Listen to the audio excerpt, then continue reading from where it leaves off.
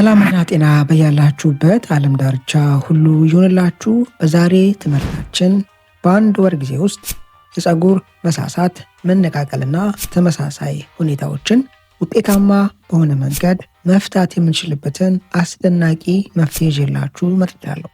እያንዳንዱ የማነሳቸው ሀሳቦችና መፍትሄዎች በበርካታ ጥናቶች፣ ምርምሮች ተቀባይነትን ያገኙ ተአማኒነት ያላቸው ናቸው። ምናልባትም በስፋት እነዚህን የጥናት ውጤቶች የመመልከት ፍላጎት ካላችሁ የእነዚህን የጥናት ውጤቶች ሁሉንም ባይሆኑም የተወሰኑትን መርጬ ኮመንት ላይ ፒን የማድርግላችሁ ይሆናል። ቪዲዮውን ከተመለከታችሁ በኋላ እነዚህን ጥናቶች ገብታችሁ ማየት ትችላላችሁ። በዚህ ቪዲዮ ላይ ዋና ዋና ሀሳቦችንና መፍትሄዎችን ብቻ እንመለከታለን።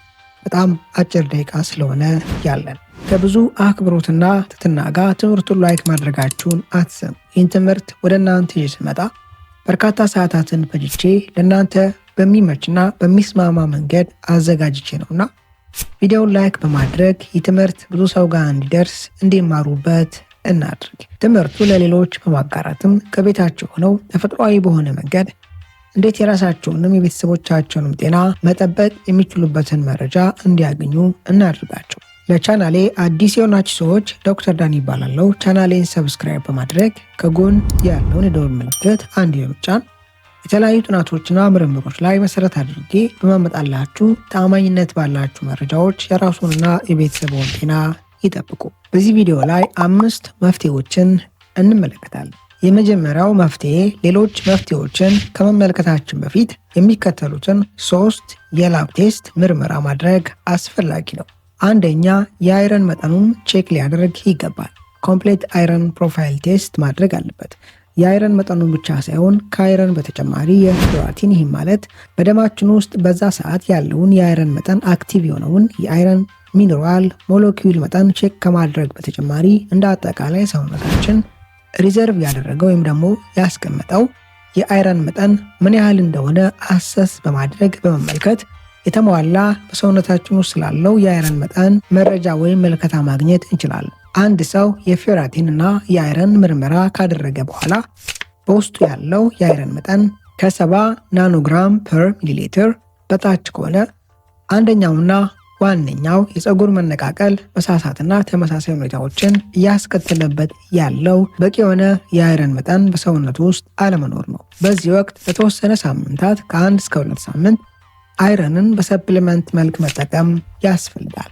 ምርመራ ያደረጋችሁበት ቦታ በሚነገራችሁ መጠን የአይረን ሰፕሊመንትን መውሰድ ያስፈልጋል። ሁለተኛ፣ ልታደርጉ የሚገባው የምርመራ አይነት በውስጣችሁ ያለው የቫይታሚን ዲ መጠን በቂና ጤናማ መሆኑን ቼክ ማድረግ አስፈላጊ ነው። አንድ ሰው በሰውነቱ ውስጥ ስላለው የቫይታሚን ዲ መጠን ምርመራ ካደረገ በኋላ የቫይታሚን ዲ መጠኑ በ50 እና በ60 ናኖግራም ፐር ሚሊሊትር ወይም ኤምኤል መካከል ካልሆነ ሁለተኛው ለፀጉር መሳሳትና መነቃቀል ምክንያቱ ይሄ ሊሆን ይችላል።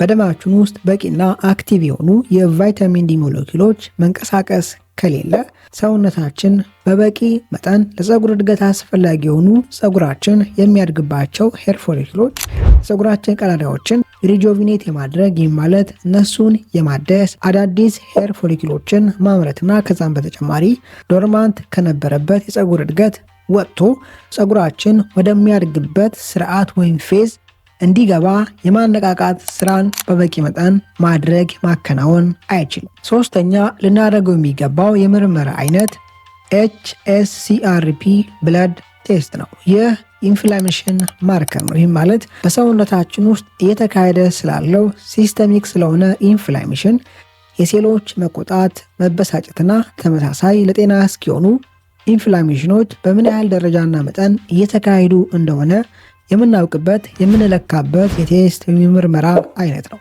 አንድ ሰው ይህ ምርመራ ካደረገ በኋላ ሪዛልቱ ወይም ውጤቱ ከአንድ በላይ ከሆነ ይህ አይነት ውጤት በሰውነታችን ውስጥ ጤናችንን ሊጎዳ የሚችል ሲስተሚክ የሆነ ኢንፍላሜሽን እየተካሄደ እንደሆነ ያሳያል። ይህ አይነት ኢንፍላሜሽን ለልብ በሽታና ተመሳሳይ ስርዓቶች የመጋለጥ ዕድላችንን ከፍ ከማድረግ በተጨማሪ ፀጉር የሚያድግባቸውን ሄር ፎሊክሎች በቀጥታ ሊጎዳ አደጋ ላይ ሊጥል ይችላል። በዚህ ወቅት አንድ ሰው አዘውትሮና ከፍ ባለ ደረጃ እጽዋቶችን መመገብ መጀመር አለበት። እንደ አጠቃላይ ቅጠላቅጠሎችና ፍሩቶችን፣ ፍራፍሬዎችን የመመገብ ልምድና ባህሪ ሊያዳብር ይገባል። ከዛ ባለፈ ግን ከፍተኛ ቅባት ያላቸውን የእንስሳት ተዋጽኦች መጠቀም ማቆም መቻል አለበት። ስጋና ተመሳሳይ እንስሳት ተዋጽኦችን መጠቀም ማቆም አለበት። ዋነኛ አትኩሮቱ ቅጠላቅጠሎችና ፍራፍሬዎች ላይ ቢሆን መልካም ነው። ሁለተኛው በዚህ 1 ወር ጊዜ ውስጥ ልናደርግ የሚገባው መፍትሄ ለ1 ወር በተከታታይ በየቀኑ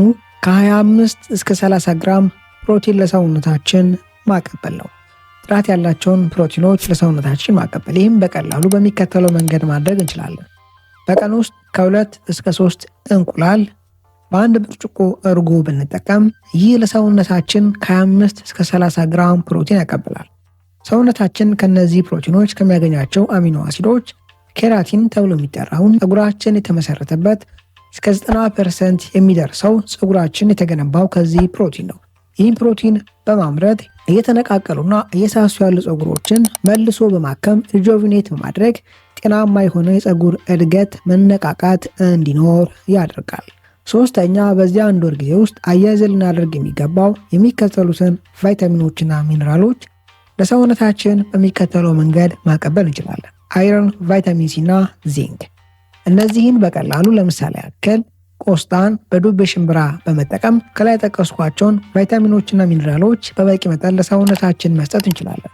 ቆስጣ ማግኘት ማንችል ሰዎች ስፒናች መጠቀም እንችላለን። ከሁለቱ አንዱን ካዘጋጀን በኋላ 2 ጊዜ በእጃችን ሰፍረን ዱቤ ሽምብራ ከወሰድን በኋላ ይህን ዱቤ ሽምብራ ቀቅለን የቀቀልነውን ዱቤ ሽምብራ ካዘጋጀነው ስፒናች ወይም ቆስጣ ጋር አንድ ላይ በመጠቀም ከላይ ጠቀስኳቸውን አይረን፣ ዚንክን በበቂ መጠን ለሰውነታችን መስጠት እንችላለን። ሌላው ግን ሰውነታችን በተሻለ ደረጃ እዚህ ምግብ ውስጥ ያለውን አይረን በበቂ መጠን ማግኘት እንዲችል አያይዘን ቫይታሚን ሲ ለሰውነታችን ብንሰጥ መልካም ነው። ይህን ቫይታሚን ሲ ሎሚን አያይዘን በመጠቀም ለሰውነታችን ማቀበል እንችላለን። ያዘጋጀነው ዱቤ ሽምብራና ቆስጣ ውስጥ ግማሽ ሎሚን ጨምቀን በመጠቀም በእንዲህ አይነት መንገድ መጠቀም እንችላለን። ይህ ውጤታማውና ቀላሉ ከላይ ጠቀስኳቸውን አይረን፣ ቫይታሚን ሲ እና ዚንክን በ1 ወር ጊዜ ውስጥ ለሰውነታችን ማቀበል የምንችልበት መንገድ ነው። አራተኛው በዚህ 1 ወር ጊዜ ውስጥ ቢያንስ በሳምንት ለ5 ቀን ከ20 እስከ 30 ደቂቃ በየቀኑ ወክ ማድረግ። ይህ አይነት እንቅስቃሴ የማይቶኮንድሪያ ጤንነትን በከፍተኛ ደረጃ በማሻሻልና ከፍ ማድረግ ለፀጉር እድገት አስፈላጊ የሆኑ ኢነርጂዎች ወይም ደግሞ ኃይሎች በበቂ መጠን ወደ ራስ ቅላችን እንዲሄዱ እንዲተላለፉ ማድረግ ሰውነታችን እየሳሳ የነበረውን ፀጉራችንን መልሶ ሪጆቪኔት ማድረግ እንዲችል ይህን ስርዓት ማከናወን የሚችልበትን ኃይል ማግኘት እንዲችል ያደርጋል።